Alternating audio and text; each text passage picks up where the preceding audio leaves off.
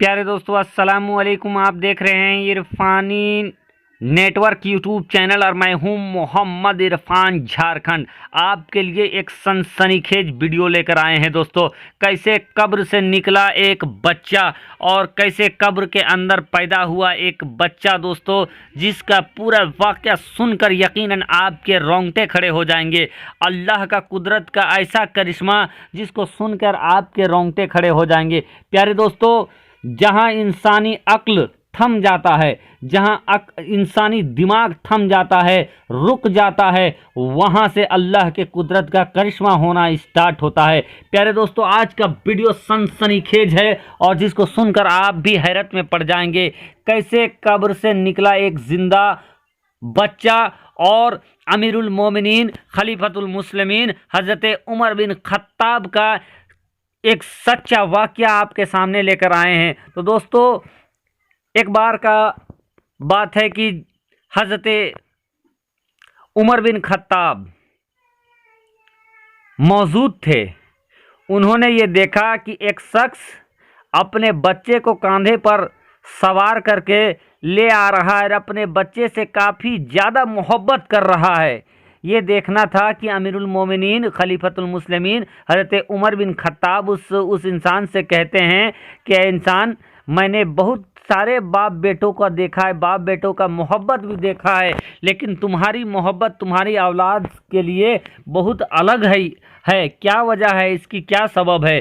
तो वो इंसान कहता है, ए अमीरुल मोमिनीन खलीफतुल मुस्लिमीन, मेरा बेटा जो है, ये मेरी औरत ने इसको इंतकाल के बाद ये बच्चा पैदा हुआ और ये मुझे कब्र से मिला है और यही वजह है कि मैं इससे बेइंतहा मोहब्बत करता हूँ। इतना सुनना था कि अमीरुल मोमिनीन भी हैरत में आ जाते हैं कि कब्र में कैसे कोई बच्चा पैदा हो जाता है। फिर वो इंसान अमीरुल मोमिनीन के सामने इस बच्चे के पैदा होने का पूरा वाक़या सामने रखता है।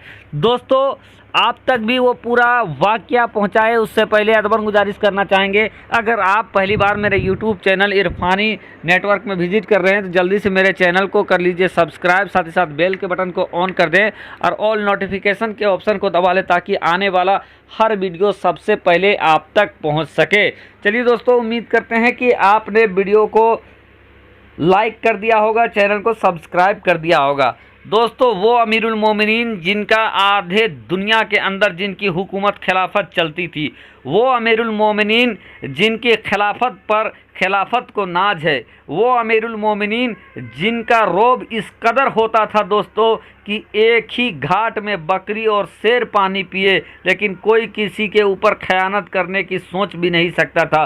उस अमीरुल मोमिनीन के सामने का ये सच्चा वाक़या है कि वो इंसान अमीरुल मोमिनीन हज़रत उमर बिन खत्ताब को ये बताता है कि हुजूर, मैं एक बार जंग के लिए जा रहा था और उस दौरान मेरी जो अहलिया थी वो हामिला थी।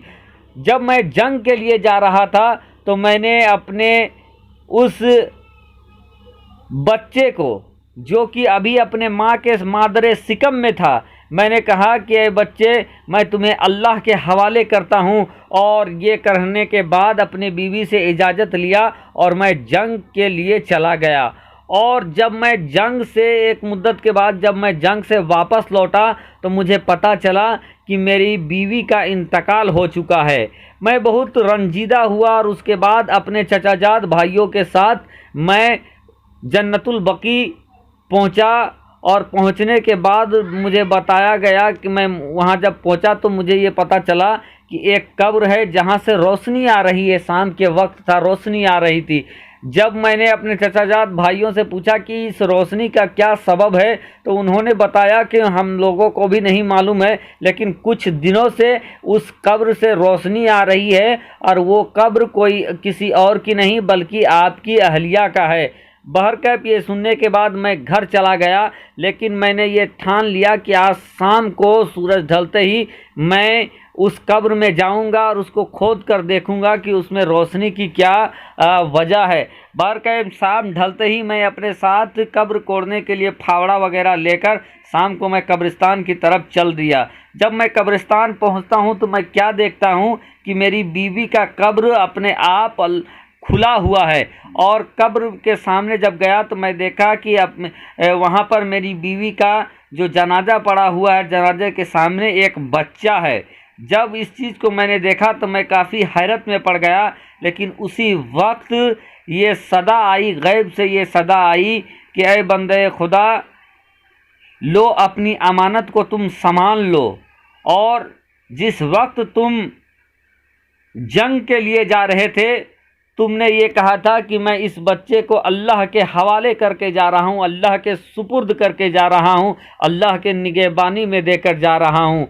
और ऐ बंदे खुदा, अगर तूने उस वक्त अपनी बीवी को भी अल्लाह के हवाले करके तुम निकले होते तो आज तुम अपनी बीवी को भी ज़िंदा जावेद पाते। और ये तुम्हारी अमानत है जो तुमने अल्लाह के पास रखा था, और तुम ये अपनी अमानत को उठा लो। इतना सदा सुनना था कि मैं समझ गया कि ये मेरे वही बच्चा है जो मेरी बीवी के पेट में था, मादर शिकम में था। मैं ये देखकर काफ़ी खुश हुआ और अपने बच्चे को कब्र से मैं निकाल कर सीने से लगा लिया।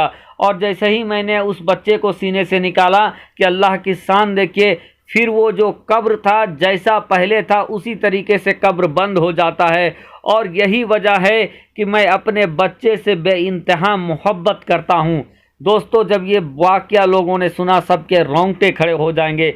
यकीनन दोस्तों, ऐसी बातों पर हम लोगों को विश्वास नहीं हो सकता है, लेकिन दोस्तों जिस चीज़ पर इंसान सोच नहीं सकता है, जिस चीज़ को इंसान के तसव्वुर में जो चीज़ नहीं आ सकता है, वही करामत होता है, वही करिश्मा होता है, वही मौजज़ा होता है।